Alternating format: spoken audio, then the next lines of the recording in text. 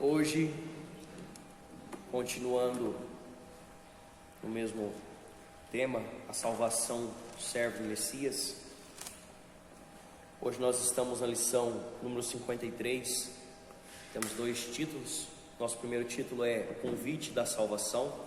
Nós vamos encontrar lá no capítulo 55 de Isaías.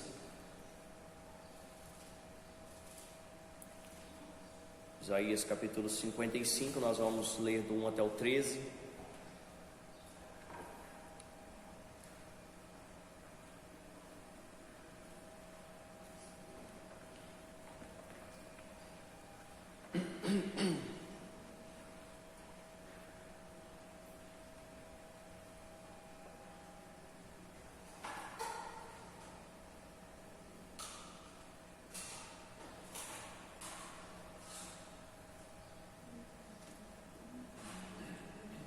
Isaías 55, versículo 1, diz assim: todos vós, os que tendes sede, vinde às águas, e vós, os que não tendes dinheiro, vinde, comprai e comei. Sim, vinde e comprai, sem dinheiro e sem preço, vinho e leite. Por que gastais o dinheiro? Bom, esse versículo aqui, no começo, é muito pregado, né? A gente já ouviu muitas mensagens sobre isso. O capítulo 55, né? É um capítulo muito evangelístico. Fala do evangelho sendo anunciado, né? Do preço da palavra de Deus, do valor que ela tem, né? E de como que a salvação é algo que você não pode comprar, né? Ela é gratuita e você não tem formas de comprar a salvação, né? Muitas pessoas acham que vão para o céu ou vão morar com Deus tendo boas obras, né? Fazendo bem, como muito é pregado por aí, né? Mas na realidade, né, o fazer as boas obras é parte da vida daquele que já é salvo, não uma garantia de que você vai ter a salvação, né? Isso aí não salva ninguém, pode ter certeza. A vida eterna não pode ser adquirida, mas apenas recebida como dádiva. Então ele fala aqui: vós que tendes sede, vinde às águas, que não tendes dinheiro, vinde comprar e comer. Comprar sem dinheiro, sem preço, vinho e leite, né? Não é que não tenha preço, é que o preço já foi pago, né? E o evangelista Isaías aqui, né, no caso, falando do evangelho de Jesus aqui, talvez não soubesse ainda dessa obra por completo, né? Talvez Deus estivesse dando para ele somente, né, uma profecia, um vislumbre da palavra, mas ele mesmo ainda não tinha alcançado ainda essa inteireza daquilo que é Jesus, de quem é Jesus nas nossas vidas, né? Sem preço, sem dinheiro, vinho e leite. Por que gastais dinheiro naquilo que não é pão, e o vosso suor naquilo que não satisfaz? O que quer dizer isso, né? Muitas pessoas hoje, se você prestar atenção, elas pagam por uma religião que não satisfaz, né? Elas acham que se ela aplicar o dinheiro dela, os valores naquele lugar, ela vai garantir, né, cura, vai garantir prosperidade, vai garantir salvação, né? Vai garantir um status, sei lá, alguma coisa assim dentro da igreja, dentro do povo. E no final das contas, nos Estados Unidos, esse tempo atrás, o pastor foi pregar o evangelho com um pesar lá e falou assim, alguém pregou e falou para ele: olha, eu estou pregando o evangelho de salvação, Jesus Cristo é o Salvador, tal. Ele falou assim: você vai bem na igreja? Ele falou assim: eu estou amanhã no trabalho aqui. Ele falou assim: quanto dinheiro você precisa? Aí ele falou assim: não, eu não estou pedindo dinheiro, eu estou pedindo para que o senhor vá na igreja, para o senhor ouvir a palavra. Ele falou: não, isso eu não preciso, eu posso ajudar financeiramente outras pessoas que querem ir para a igreja, então eu ajudo a abrir a igreja. Queria pagar, mas não ia para a igreja. É que na cabeça dessas pessoas fala assim: se eu estiver fazendo isso, se eu estiver praticando as obras, já está pago o que eu precisava fazer, né? Só um homem na Bíblia que conseguiu fazer as duas coisas juntas, né, igualmente, e agradou a Deus, foi Abraão. Ele teve fé e teve obras juntos. Esse homem agradou a Deus, fala que ele foi amigo de Deus por causa disso, porque tudo que Deus mandou ele fez, tudo que Deus pediu ele fez, e ele teve fé para ser salvo. Então ele praticou as obras junto com as fé. E isso é o que importa para Deus, né? E não adianta você querer ter boas obras, mas se não tiver fé, não vai te levar para a vida eterna de forma alguma. Não, de forma alguma. O que salva o ser humano é a fé em Cristo, né? Você pode ter certeza disso. A pessoa pode não ter praticado a vida inteira uma boa obra, mas se naquele momento na vida dela, lá no final, ela converte, muda, é por isso que a gente não pode falar assim: ah, aquele fulano foi para o céu, aquele fulano foi condenado, porque a gente não sabe. Aquele é tão bonzinho, fez tanta coisa boa, né? Então, o pessoal não fala que no inferno como é que é o ditado? Como é que é o ditado? É de boa ação, o inferno está cheio, né? De boas intenções, o inferno está cheio. Então não adianta a pessoa ter boas obras, boas intenções, bons pensamentos, ajudar as pessoas, caridade, e assim vai. Se ela não tiver Cristo, se ela não acreditou, se ela não recebeu Jesus na vida como Senhor, não adianta nada. É o que eu estou falando. Às vezes chega lá no último instante da vida da pessoa, Deus toca no coração daquela pessoa e ela é convertida, recebe a Cristo e ela morre. Aquela pessoa foi salva. Um bom exemplo disso é Cornélio, né? Ele fazia esmola e ele tinha muitas boas obras, a Bíblia fala. Isso. Mas falava assim, ó, vai lá, porque Pedro vai te mostrar o caminho da salvação. Então esse homem, ele já tinha as obras, ele já tinha. Agora faltava para ele crer em Cristo. Na verdade, para ele faltava conhecimento, porque ele queria agradar a Deus, mas ele não sabia como, né? É diferente hoje. Hoje a mídia, a igreja, hoje é um negócio muito, já está expandido. Então todo mundo já ouviu falar, pode ter certeza. Só uma vilazinha, algum lugar remoto do mundo aí que talvez não tenha recebido o evangelho. Tudo, porque faz muito mais. Muito mais. Porque eles acreditam nisso. Acredita nisso. Então, De reencarnar bem se você fizer boas obras. Então. Aquela palavra mesmo, Jesus fala assim, ó, vocês ouvem o evangelho às escondidas, às escuras, mas ouvireis pelos telhados das casas. Então quer dizer, televisão, internet, rádio, televisão, internet, hoje todo mundo já ouviu falar, né? No Evangelho de Deus. Todo mundo tem conhecimento da palavra de Deus. Não é como Cornélio, que não tinha o conhecimento. Ele queria agradar a Deus, mas ninguém tinha chegado para ele e falado assim: ó, Cornélio, esse aqui é o caminho, né? Esse aqui é o caminho que você tem que seguir para você chegar até Deus, né? Ele estava certinho, ele estava fazendo tudo certinho, só que ele era aquela pessoa que nunca ouviu falar. Aí quando chegou, né?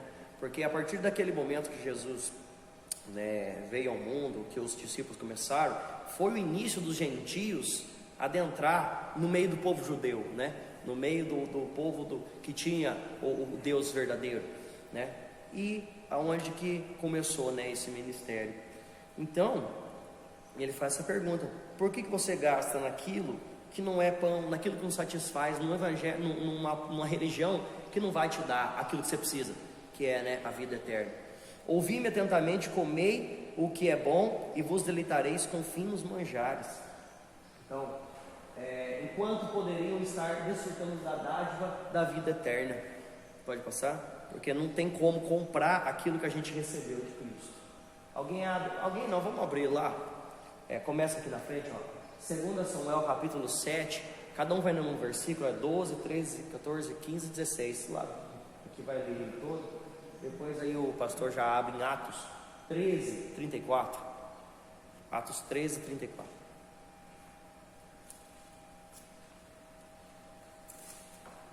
Achou? Atos 13? O seu é Atos 13, 34.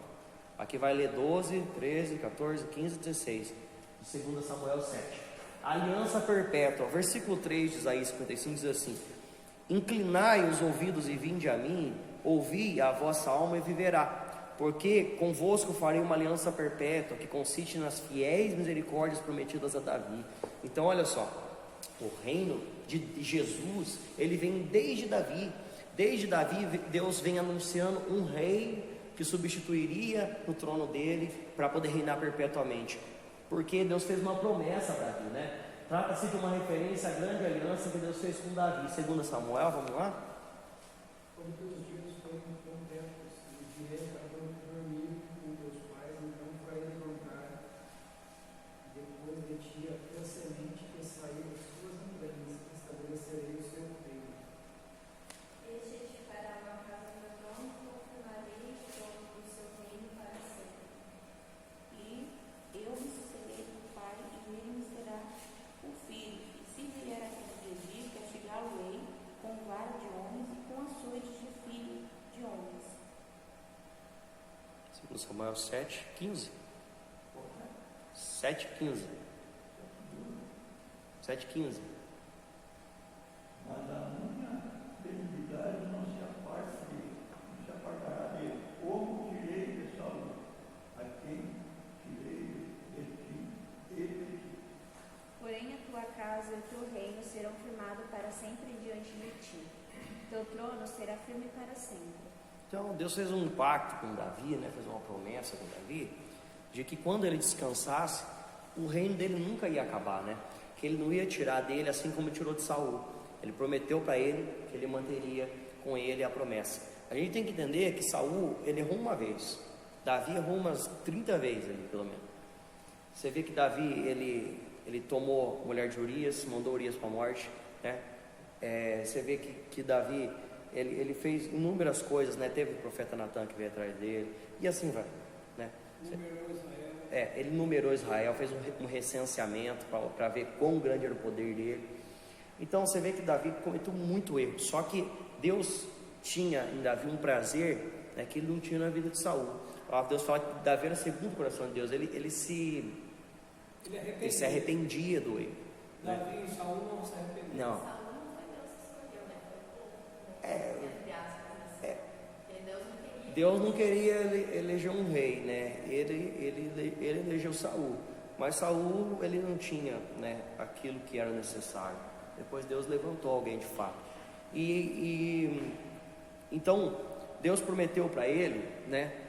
E por amor à palavra dele, por amor à promessa dele, Deus ia manter a palavra até o final, né? Até chegar Jesus. Então, na qual ele garantiu que o trono e a dinastia do reino de Davi continuariam para sempre. A ressurreição de Cristo o confirma como o rei davídico eterno, lá em Atos. Porque o ressuscitaria dos mortos para que nunca mais tornasse a corrupção. Disse-o assim as santas e fiéis bênçãos de Davi nos daria. Então, em Jesus encerrou, né? Jesus é o rei perpétuo. Então, ele é aquele que cumpriu de fato a promessa feita a Davi lá no final, né, da vida dele, no qual ele manteria agora para sempre.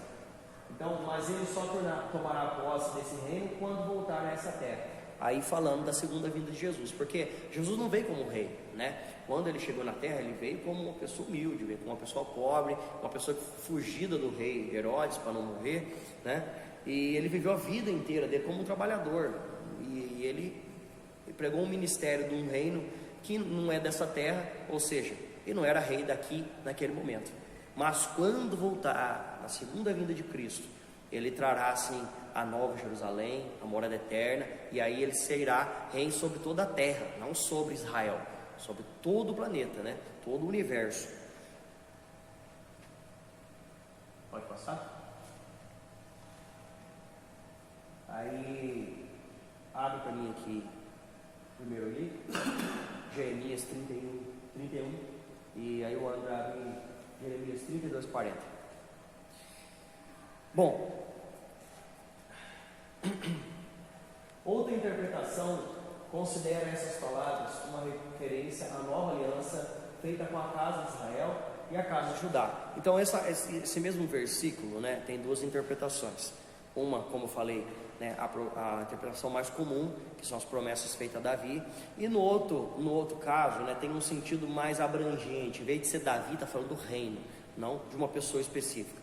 Então, pode ler aí. Eis que dias vêm, diz o Senhor, em que fareis um concerto novo com a casa de Israel e com a casa de Judá. Pode ler? Farei com eles um concerto eterno, e não se desviarão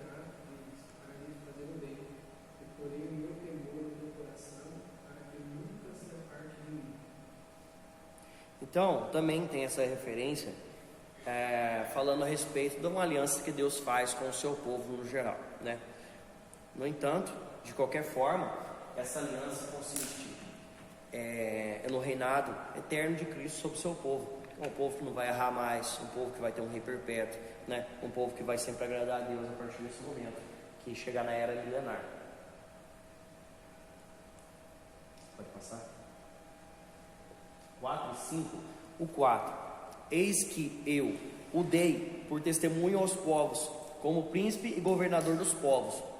Então Jesus é aquele que, quando voltar, vai ser governador dos povos, né? Ele não fala do meu povo, de Israel, de Judá, não, ele fala dos povos, porque quando ele voltar, ele vai governar sobre todo o planeta. E o 5, né, refere-se ao Messias. E o 5: eis que chamarás uma nação que não conhece, e uma nação que nunca te conheceu correrá para junto de ti, por amor do Senhor teu Deus e do Santo Israel, porque este te glorificou. Então, refere-se a Israel, que atrairá as nações para o Senhor. Aqui, a gente tem que entender que quem está falando é Isaías, não é Mateus, Marcos, não é um dos discípulos, não é aquelas pessoas que já tinham entendido que o ministério de Jesus era para todos, né? Ele está falando de algo que ele não viu aqui. Então, ele está falando para o povo de Israel, né, que um povo das nações gentias que nunca fez parte de Israel ia correr para junto de ti por amor do Senhor, né? Senhor teu Deus, Santo de Israel, porque este glorificou. Então ele estava falando do ministério de Jesus, que atrairia as nações para junto dele, porque o povo não se misturava, né?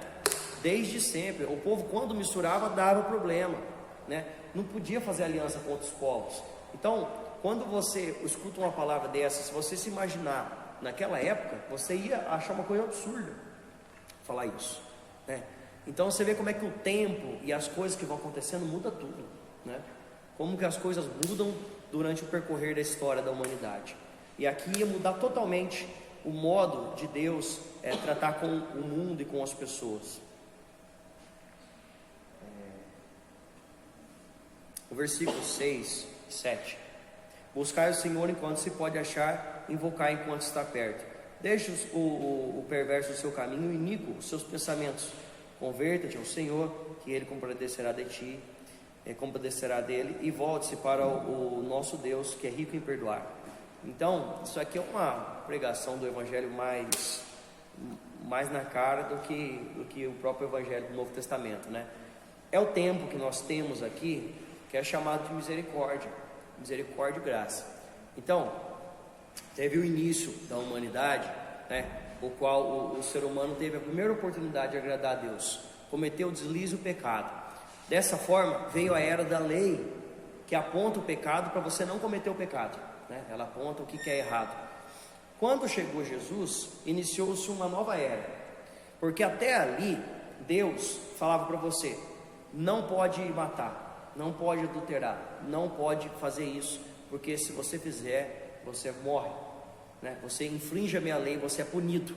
Então naquela época Deus punia as pessoas por cometer o erro contra ele, né? Principalmente em relação ao seu povo que recebeu a lei.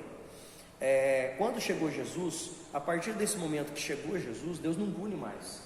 Você não vê Deus punindo as pessoas hoje por causa de blasfemar do evangelho dele, né?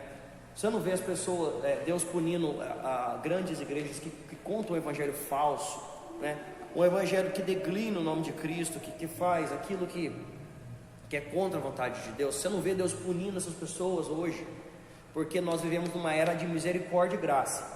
A punição de Deus para a humanidade e o acerto de contas vai ser lá no final, né? No grande trono branco, quando Deus trouxer todo mundo para ser julgado, e ali nós veremos as obras que vão ser aprovadas e reprovadas diante de Deus.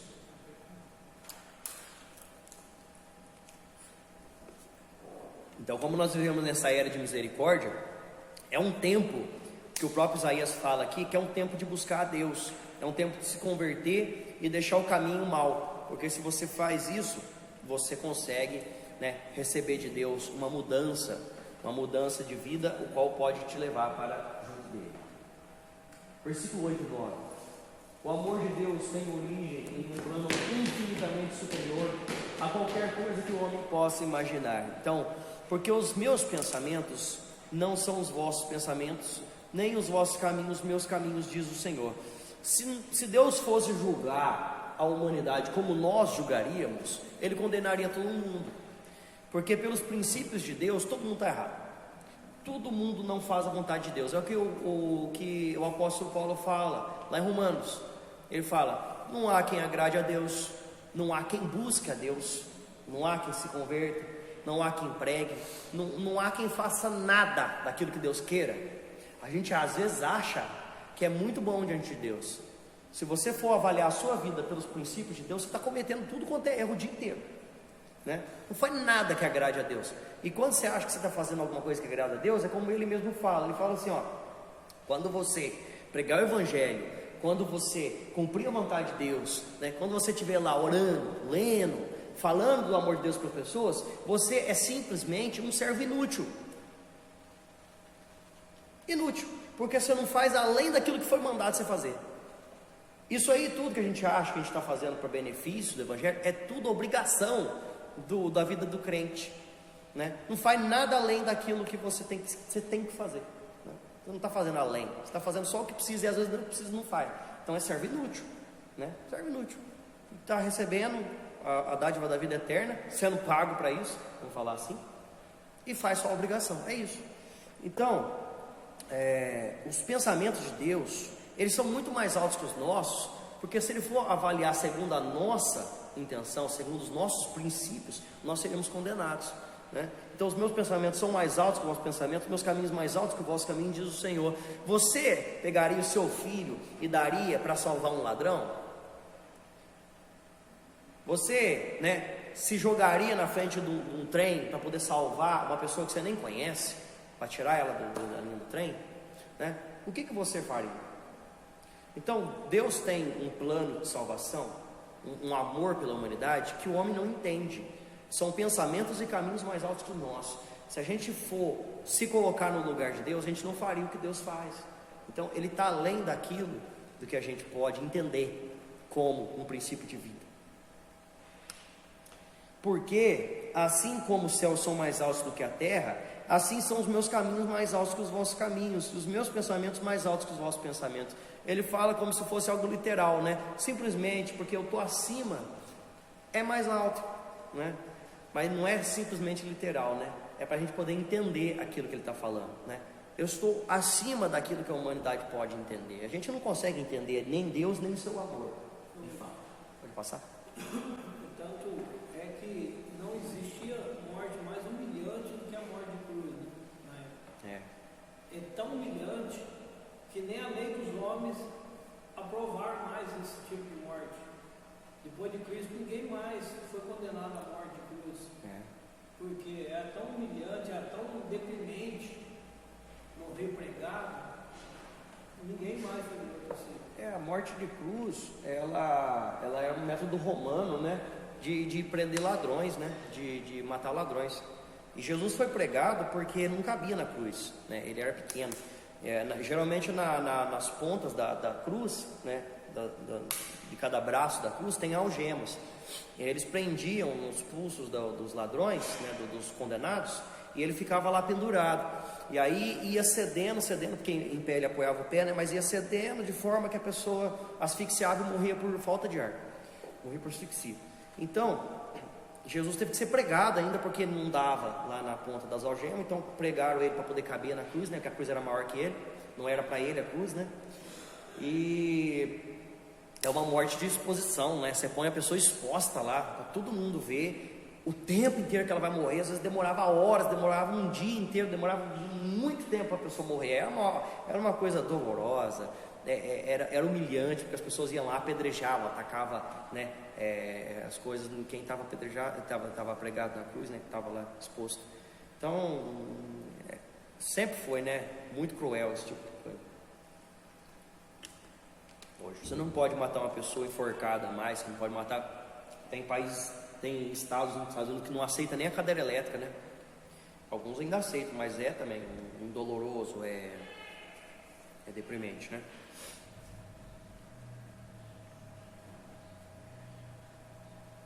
do 10 até o 13, então ele fala: assim como desce a chuva e a neve dos céus, e para lá não a tornam, sem que primeiro regue a terra e a fecundem, e façam brotar e dar a semente, e ao semeador e pão ao que come, assim será a palavra saída da minha boca, que não voltará para mim vazia, mas fará o que me apraz e prosperará naquilo que a designei.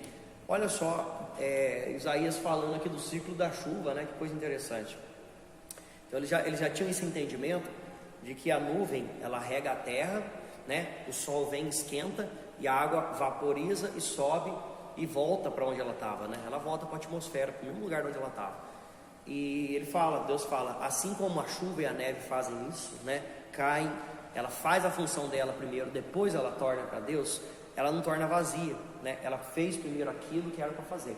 Então a minha palavra, ela é dessa forma, né? E se você for no Novo Testamento, você vê que Cristo é a palavra de Deus. Então ele não veio aqui só para cair nessa terra, morrer e ficar por aqui mesmo, ou para poder vir aqui, não fazer nada e voltar para o céu, né? Ele veio aqui, ele caiu na terra, né? Ele morreu aqui nessa terra, fez tudo que ele tinha que fazer, e aí ele depois tornou aquilo a Deus, com a sua missão cumprida. Saireis com alegria e em paz sereis guiados. Os montes e outeiros romperão em cânticos diante de vós, e todas as árvores do campo baterão palmas. Em lugar do espinheiro crescerá cipreste, e em lugar da sarça crescerá a murta, e será isso para a glória do Senhor, o memorial eterno que jamais será extinto. Então, a palavra de Deus é certa, e Ele cumprirá as suas promessas, especialmente com respeito ao convite de salvação, como a gente já viu lá no 6 e 7, né? E as bênçãos milenares que a gente vê aqui, do versículo 12 e 13, que descrevem a alegria e a fertilidade dessa era. Então, o que eu acabei de ler aqui, os versículos 12 e 13, eles estão no contexto da era milenar, né? Como que vai ser a vida lá? Você vai ter paz e alegria, né? Os montes outeiros romperão em cânticos diante de vós, vai ser tudo muito bom, né? Vai ter prosperidade, fertilidade na terra, né? De forma que tudo crescerá, todas as árvores do campo baterão palmas, né? Isso aqui é referência à alegria do lugar, né? A fertilidade das plantas, que ninguém mais vai nem cortar a árvore lá, né? Vamos falar assim, né? Não vai botar fogo em mais nada, né? O lugar do espinheiro crescerá cipreste. E o espinheiro foi o tipo de planta que começou a crescer por causa do pecado, né? A palavra de Deus fala que quando Adão saiu do paraíso, aí começou a terra a dar espinhos, brolhos, né? Começou a crescer pragas. Não tinha nada disso, né? Então essas plantas que são pragas hoje, né? Que são plantas, como é que fala quando ela cresce na outra? Parasita, né? Ervas daninhas, parasitas, pragas, essas coisas não tinha lá no jardim, né? E quando chegar ao novo tempo, na era milenar, vai ser como era lá, né? Vai ser um planeta não, vai ser um lugar modificado. Eu estava lá em Campo Jordão, né? Aí nós fomos na selva lá, já no bosque do silêncio.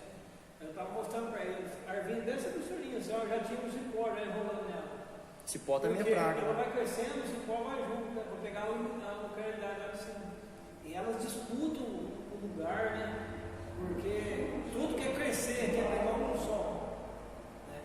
E ela, o cipó não para de pé se não tiver alguma coisa para segurar, né? Então ele já agarra na árvore. Já pode passar? O segundo título nosso: as bênçãos milenares estendidas aos gentios. Então nós vamos ler capítulo 56, do 1 até o 8. Pode passar? Isaías 56, do 1 até o 8, para a gente encerrar hoje.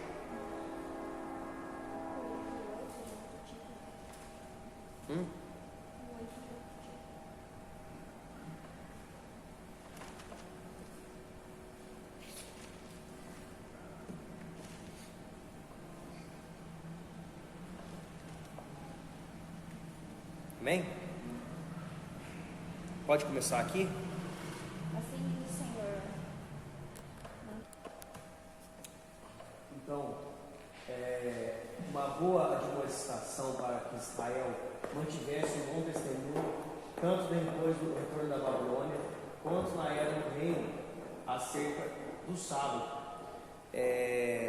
Lá em Êxodo, capítulo 20, do 8 até o 11, vamos abrir lá.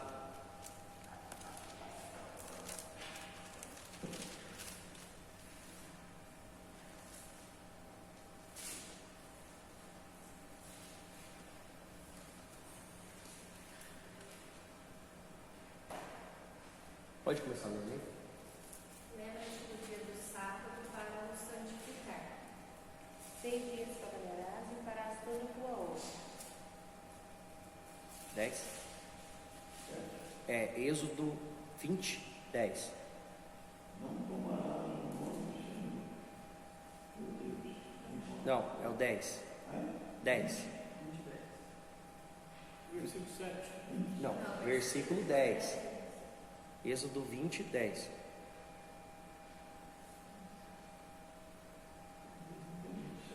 Não. Êxodo capítulo 20, versículo 10. 10, versículo 10. Isso. mas o sétimo dia é o sábado do Senhor, teu Deus. Não pararás nenhuma hora, nem tu, nem teu filho, nem tua filha, nem o teu servo, nem a tua serva, nem o teu amigo animal, nem o teu estrangeiro que está dentro das tuas portas. Porque em 6 dias fez o Senhor os céus e a terra e o mar, e tudo que nele há. Ao 7º dia descansou, portanto, abençoou o Senhor o dia do sábado e o santificou. Então, o sábado ele servia como um dia santo, como a gente sabe, no judeu, de descanso para os homens e animais, né? Para tudo, não só para os homens, comemorando o descanso de Deus depois da obra da criação, né? Fala em 6 dias Deus fez o céu e a terra, e no 7º dia Deus tomou descanso de todo o seu trabalho, né? Trata-se do único mandamento do decálogo.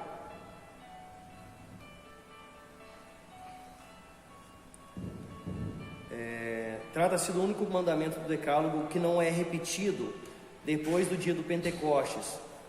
A igreja instituiu o domingo. Por que a gente comemora, vamos falar assim, o domingo como o dia do descanso? Como seu dia de culto, comemorando a ressurreição de Cristo. Jesus morreu numa sexta, certo? Ao 3º dia ele descansou, ele ressuscitou. Então, sexta, sábado, no domingo Jesus ressuscitou. No dia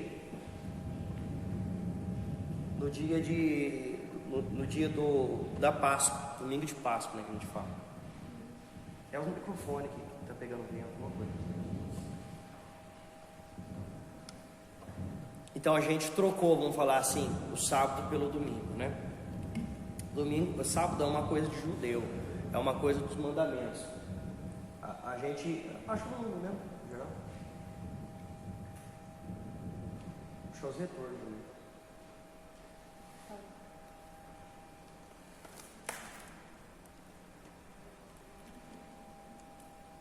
Então, para o judeu, Deus trouxe ainda naquela época para eles continuar cumprindo a lei, porque eles saíram e ficaram 70 anos fora, sem lei, sem mandamento do povo deles, né? E quando eles voltaram, Deus admoeste esse povo para continuar cumprindo a palavra dele. Já foi? Certo, pode passar. Então, nos versículos 3 a 8, é uma garantia de que o não israelita desfrutarão das bênçãos da era do reino. Uma preocupação especial é demonstrada para com os eunucos, que naquele tempo não podiam integrar a congregação. Deuteronômio 23, 1. Alguém abre para mim?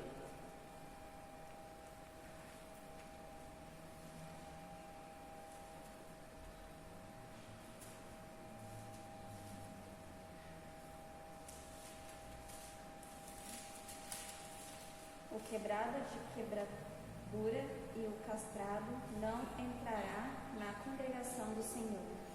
Então, os eunucos, né, como a gente sabe, por exemplo, os eunucos lá do Egito, né, trabalhavam para o faraó. Eles cuidavam do quê? Do que os eunucos cuidavam? Alguém sabe? Os harém. Os eunucos cuidavam dos haréns do faraó. O que é um harém? O harém é onde ficam todas as mulheres do faraó. Você vai botar um homem para tomar conta de uma mulher, é a mesma coisa de mandar um bode vigiar um varal, né? Você manda um bode vigiar o varal de roupa. Ele vai comer suas roupas. Ele não serve para nada, mas ele vai comer a tua roupa. Você entendeu? Então, os eunucos, eles eram castrados. Eles eram capados. E aí, você vê o que fala ali? Que os homens castrados não... O que fala? Não entrarão. Então, ele fala assim: não fale ao estrangeiro que se houver chegado ao Senhor. Estrangeiro porque os gentios. O Senhor, com efeito, me separará do seu povo. Não fala isso para ele. Só tem uma coisa, né? Quando Cristo veio, mudou tudo isso, né?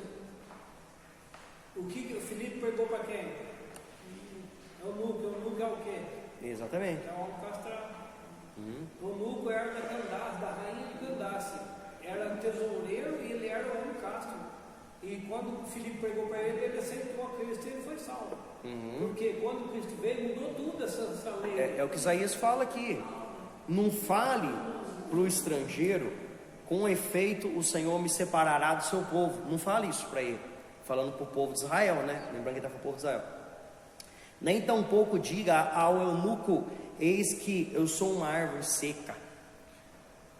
Porque assim diz o Senhor aos eunucos que guardam os meus sábados, que escolhem aquilo que me agrada e abraçam a minha aliança: darei a minha casa, na minha casa e dentro dos meus muros, um memorial em um nome melhor do que os filhos e filhas. Um monte eterno darei a cada um deles e nunca se apagará. Jesus, ele trouxe um amor para a humanidade, o qual ela não tinha, né? Ele trouxe o reino dele inteiro para pessoas que não poderiam se chegar a ele, totalmente fora do povo, totalmente contra a lei do povo de Deus, totalmente contra os israelitas, né?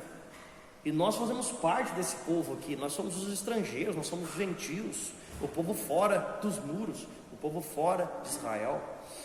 E até os eunucos aqui que ele fala que, ó, é porque Deus, quando ele quer ser específico, ele vai lá e toca lá na ferida, fala assim, ó, é lá, ó, tá vendo? Sabe aquele lá que você despreza? Não, é aquele lá também vai estar no meio do povo, se ele fizer aquilo que me agrada, como ele fala, né? Não vai falar para o eunuco que abraça a minha aliança, que guarda o meu sábado, que guarda os meus mandamentos, né? Que você não vai fazer parte do meu povo. Não fala isso para ele. Então ele fala: aos estrangeiros que se chegam ao Senhor para o servirem e para amarem o nome do Senhor, sendo deste modo servos meus, sim, todos os que guardam o sábado, não profanam e abraçam a minha aliança. Deus está falando de sábado aqui, está falando de aliança, está falando de mandamento, de bom testemunho dos mandamentos de Deus, porque o povo judeu cresceu com isso.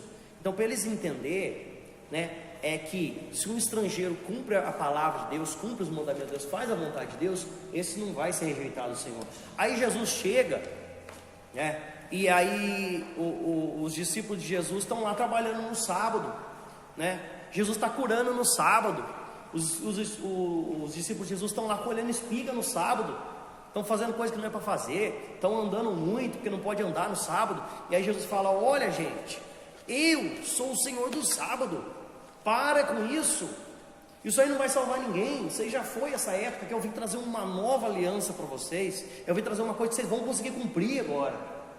Vocês vão conseguir cumprir, porque eu vou cumprir essa promessa de Deus, essa aliança de Deus difícil, sabe, que Deus deu para vocês, essa lei que vocês não conseguem cumprir, que vocês são um bando de hipócrita, que não conseguem cumprir a vontade de Deus e quer ficar julgando os outros pela lei de Deus, sendo que vocês não cumprem ela. Eu vim cumprir ela. Então esquece esse negócio aí. Deus veio tirar da cabeça do povo sabe, quando você bota no cavalo né, como é que chama isso aqui? Oi? Não, mas tem um nome, é rédea, né? É que tem um nome, esqueci o nome desse negócio. Deus veio tirar, né? Veio tirar esse estreitador de vista do cavalo, para o povo entender que a palavra de Deus é mais profunda, né? Que não é questão de cumprir aquilo, né? Lá da lei esmiuçada, pegar aquele negocinho lá, não pode fazer isso, não pode fazer aquilo, não pode fazer aquilo outro. Jesus veio mostrar para eles que por aí vocês não vão chegar a lugar nenhum. Então, olha,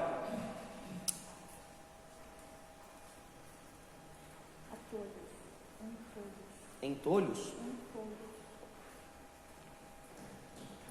Então ele fala: também os levarei ao meu santo monte e os alegrarei na minha casa de oração. Os seus holocaustos e os seus sacrifícios serão aceitos no meu lar, no meu altar, porque a minha casa será chamada casa de oração para todos os povos. Então, como eu falei, olha, ele fala aqui do povo que cumpria a lei, cumpria o sábado, cumpria as coisas, mas não é para a gente fazer isso. É porque o povo, o judeu, ele tinha que entender daquela forma. É como Jesus, quando falava no Novo Testamento, por parábolas, né? Não é literalmente aquilo que Jesus está falando, mas naquela época, para aquele lugar, para aquele povo, para aquela geração servia. E como Isaías fez da mesma forma. E não é para nós fazer assim, cumprir, guardar o sábado, para fazer isso, para fazer aquilo, porque isso aqui não leva ninguém a lugar nenhum. É para fazer a vontade de Deus, né? É aquele que guarda a vontade de Deus, que guarda o conselho de Deus, que segue a Cristo, que recebeu Jesus. Esse povo, mesmo sendo eunuco, mesmo sendo gentil, mesmo sendo fora do povo de Deus, estrangeiro, ele não vai ele vai ter a mesma salvação que o povo de Israel, né? Que todo aquele que de fato é temente a Deus israelita vai ser salvo. Assim diz o Senhor Deus, que congrega os dispersos de Israel, ainda congregarei outros, os que já se acham reunidos. Olha que coisa que maravilhosa. Ele está falando para o povo de Israel, os dispersos. O povo nem tinha ido ainda para a Babilônia, né? Quando voltaram da Babilônia, dispersou um monte de gente, né? Estava disperso na Babilônia, voltou. Um tanto foi para o Egito, um tanto foi para a Síria, outros nem voltaram, sabe-se lá para onde foi. E hoje no mundo inteiro espalhou judeu para tudo quanto é lado.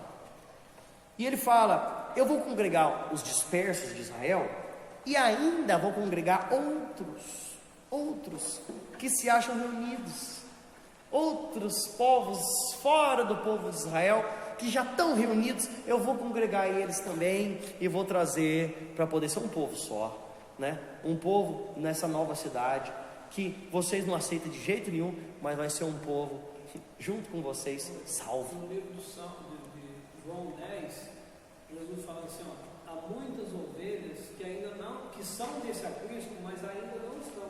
Exato. Eu vou congregar a essas também, a eles também. Então, aquele, o gentio, ele está falando do gentio ali, que o gentio seria